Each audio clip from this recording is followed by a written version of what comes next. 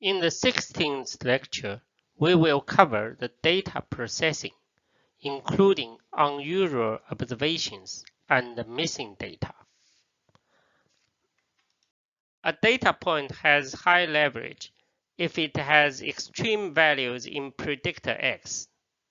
In simple regression, an extreme X value is simply one that is particularly high or low.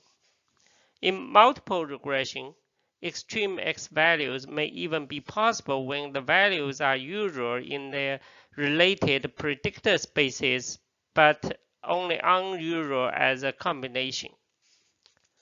We quantify the influence that the outcome data point yi has on its estimated value yi hat as the leverage hi. A larger hi means yi plays a larger role. The average leverage h bar is p over n, and the leverages can be calculated using hat values function in R. Even when the errors have constant variance and follows the normal distribution, the residuals do not. The variance of the residual is 1 minus hi sigma square. Leverages can be used to standardize the residuals as the standardized residual Ri. Thus, the variance of Ri is 1 if the model assumptions are satisfied. An outlier is a data point that does not fit the model well. Outliers may or may not affect the model fit substantially. We use the studentized jackknife, deleted t, or cross-validated residuals to detect outliers. They are defined as this, where ei and hi are the residual and the leverage for point I. MSEI is the mean squared error based on the model with the ith observation deleted. Thus, in order to have all n studentized residuals, we need to regress n times to calculate all n jackknife mean squared error. This could be very expensive in computation for large samples. Fortunately, its relationship with the standardized residual offers a way to avoid doing n regressions based on this formula. In practice, we may detect the outliers by checking if the studentized residual is greater than 3. Since the studentized residual follows the t-distribution with m-p-1 degrees of freedom, we may also use the p-value to find the outliers. But if we need to find out if a sample has any outlier, then we may need to do n multiple tests on all observations. The p-values have to be adjusted due to the multiple comparisons as discussed previously in Bonferroni correction. Thus, it is more practical to find out if a specific observation is an outlier. Since there is only one test involved, we don't need to worry about the correction. An influential observation is one whose removal would change the fit a lot. Cook's distance as Cook's d is a commonly used estimate of the influence of a data point. Di is this, where y hat ji is the predicted j's outcome from the model with the ith observation deleted. Here, the mean squared error is an unbiased estimator of sigma square. The second expression shows its relationship with the residuals ei and the leverage hi, and may help to avoid doing n regressions. If DI is stick out, if a DI sticks out from the other DI values, then it is influential. Let's look at the community household example in lecture 12 again. We try to find out if there is a significant association between the household income Y and the household expenditure X in 2018 in a small community. Here, we add 3 households, M, P, and H, in the original data. Thus, now we have 33 families. Below is the scatter plot including the regression lines. The dashed line is the original model, and we have B1 of 1.2.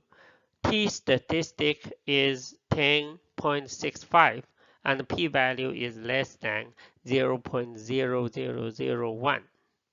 The solid line is the model that includes the 3 new households. Now we have B1 of 0.35 with t statistic of 1.34 and the p-value 0.19. If we include these 3 data points, the association between the income and the expenditure is not significant anymore. Further investigation finds M and his family were sent overseas in 2018 by his company, so that we don't have his expenditure data and is recorded as 0. For the other 2 households, there is only 1 elder in each household. Lady T had the income of 300K in 2018 from the capital market, and his son took care most of her household expenditure, so that she only has very low expenditure. Lady H had a high expenditure of 200K due to the medical bills in 2018.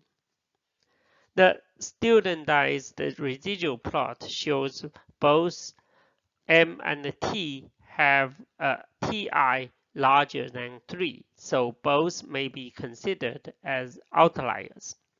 H is the most influential observation, and it has a cooked distance more than 0.8 from the last plot. The example tells us that a few unusual observations, such as outliers or influential points, may change the model dramatically and even lead to opposite conclusions. A careful treatment is needed for these unusual observations.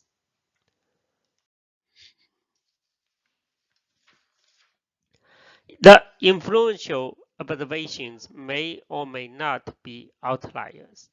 After we detect the unusual observations, we need to study them.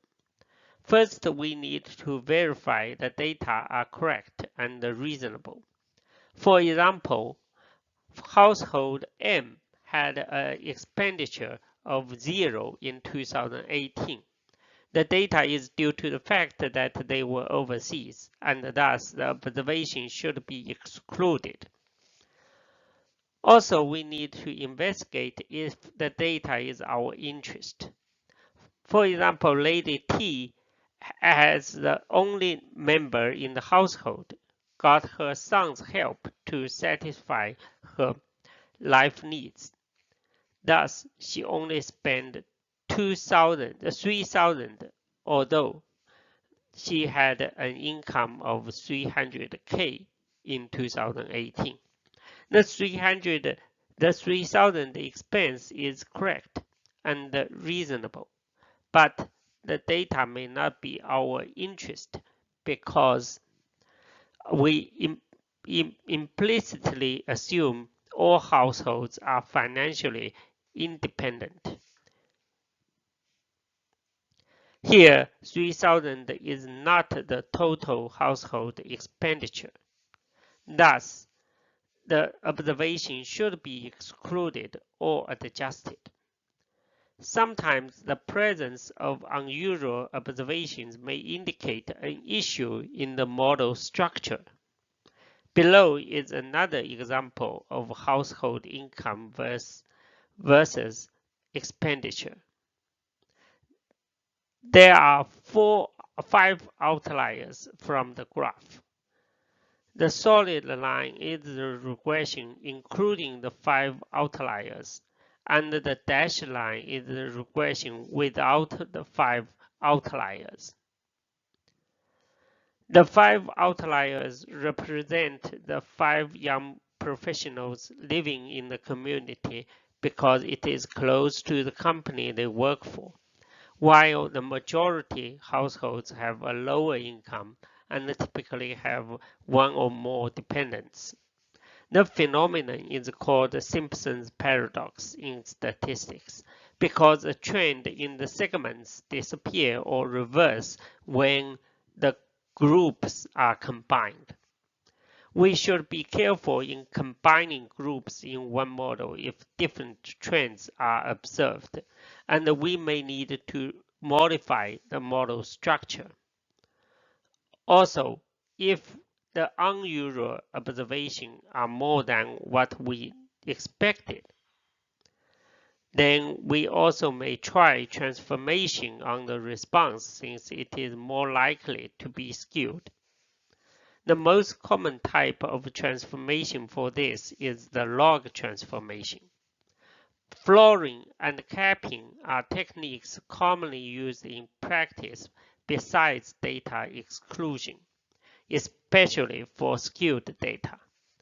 They are more suitable than data exclusion when the unusual observations are naturally occurring. In statistics, missing data or missing values are common and can have a significant effect on the inference. There are 3 different missing data mechanisms: missing completely at random, missing at random, and missing not at random. Missing completely at random means the probability that a value is missing is random. There is no relationship between the probability of missingness and any variables in the dataset. For example, if we randomly select bank clients and invite them to apply the bank credit card, then some clients have missing data because those clients are not selected. This is a case of missing completely at random because the missing data is completely by chance. If the missing data are completely at random, then we will cause no bias if we delete all cases with missing values from the analysis. But sometimes even the missingness is completely at random. The deletion may not be a good idea, especially when we have a lot of predictors and most fields have missing values. In this case, if we remove all observations with missing data, we may lose valid information and reduce a lot of statistical power. Missing at random means the probability of a value being missing is not related to the missing data itself, but it is related to other variables in the dataset. For example, an animal hospital has a puppy database and some data are missing in the weight at maturity field. They are missing because they are mixed breed. So the missingness is determined by whether the breed is mixed or not. Thus, it is a case of missing at random. If we are only interested in the pureblood puppies, we may delete puppy data with mixed breed. But if instead we are interested in all puppies, then we may impute the missing values. In practice, we may simply replace the missing values with its mean or median. But as long as we have some information about the missingness, then we should try to use it. For example, we have a bank loan data, and there are many missing values in the default amount field. We know the values are missing because those loans are always current and never be late in the payment. Thus, we should not use the mean or median. We should replace all missing values with 0 for this field. We suggest using the simple imputation for the control variables, the independent variables that may be related to the outcome but not our research interest. For the exposure variables, the independent variables that are our interest, we may try using information from other variables if it offers enough explanatory power. For example, we may use regression methods to predict the missing values. We may further add back error variation using multiple imputation. In R, multiple imputation is implemented in the Outlier package. Missing not at random means the probability of a value being missing is related to the missing data itself.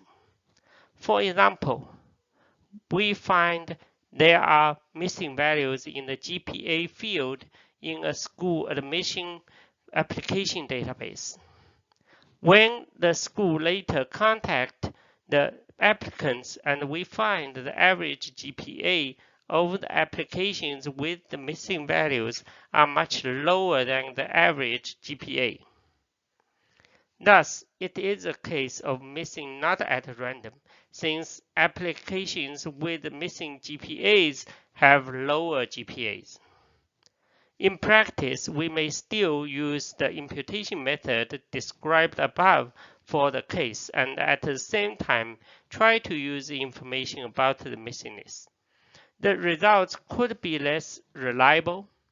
Missing data could be a big challenge in the statistical analysis.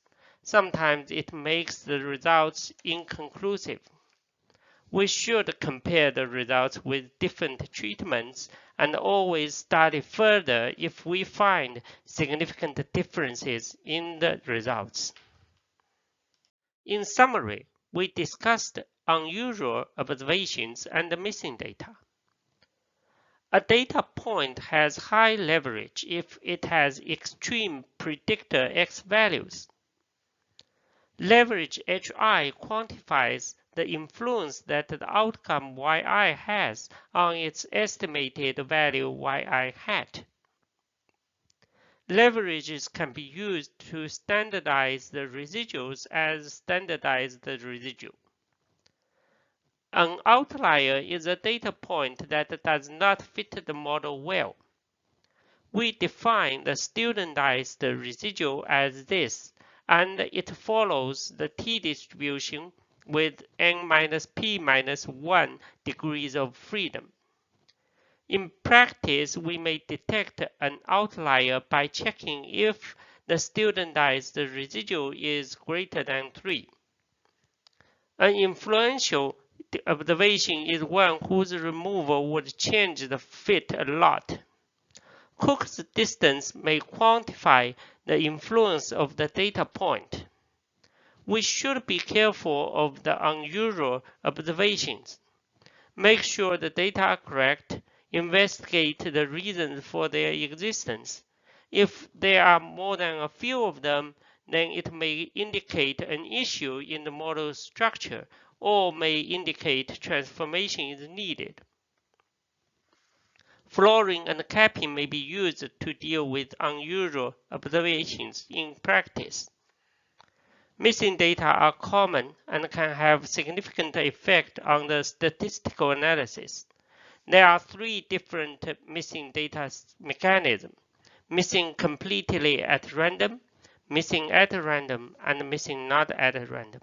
Missing completely at random suggests probability of missing is random and not related to any data. We do not cause bias if we delete observations with missing data. Missing at random suggests the probability of missing is not related to the field that has the missing data, but related to other variables. Missing not at random suggests probability of missing is related to the missing data itself.